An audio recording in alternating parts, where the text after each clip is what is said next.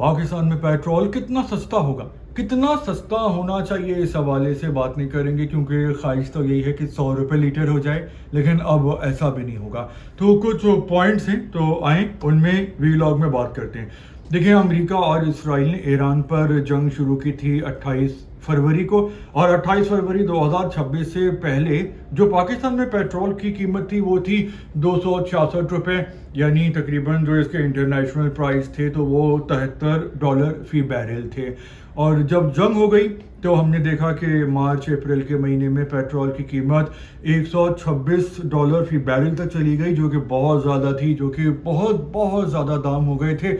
لیکن اب چونکہ امریکہ ایران میں MOU ہو گیا ہے اور پیٹرول کی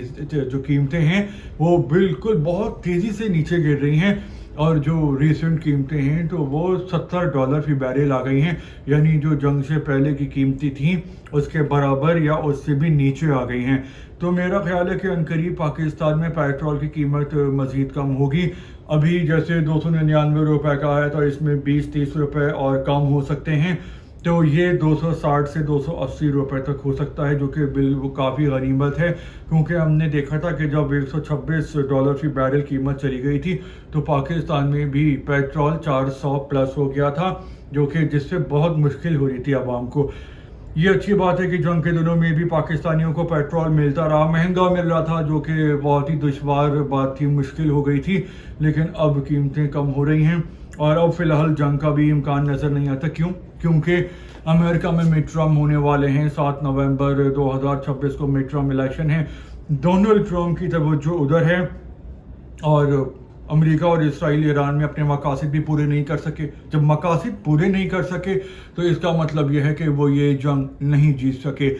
تو نومبر تک تو ہمیں کوئی امکان نہیں ہے، ہو سکتا ہے کہ کوئی معمولی چھوٹی موٹی جھڑپ ہو جائے ایران اور اسرائیل میں، لیکن لگ نہیں رہا کہ اب امریکہ بیچ میں کودے گا، کیونکہ امریکہ میں اس جنگ کی وجہ سے مہنگائی بہت زیادہ بڑھ گئی ہے، اور اگر ایران اور اسرائیل کی چھوٹی موٹی جھڑپ ہوتی ہے تو وہ چھوٹی موٹی تک ہی رہے گی، کیونکہ جب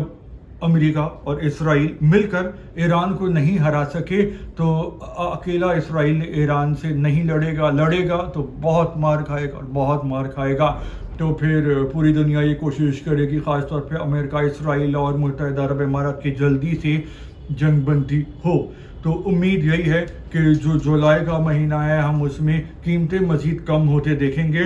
اور 260 اور 280 تک ہو سکتی ہے، اور اگر اس سے بھی کم ہو جائے تو یہ تو سارے پاکستانیوں کی خواہش ہے، لیکن یہ لیوی بھی بہت زیادہ چارج کر رہے ہیں، تقریباً 88 روپیز، جو کہ بہت زیادہ ہے۔ اگر لیوی نہ ہو تو پیٹرول ہمارا بہت کم ہو جائے اور کافی افورڈیبل ہو جائے۔ تو اس ٹاپک کے حوالے سے آپ بھی بتائیے پاکستان میں پیٹرول کی قیمت اب کتنی ہونی چاہیے، کیونکہ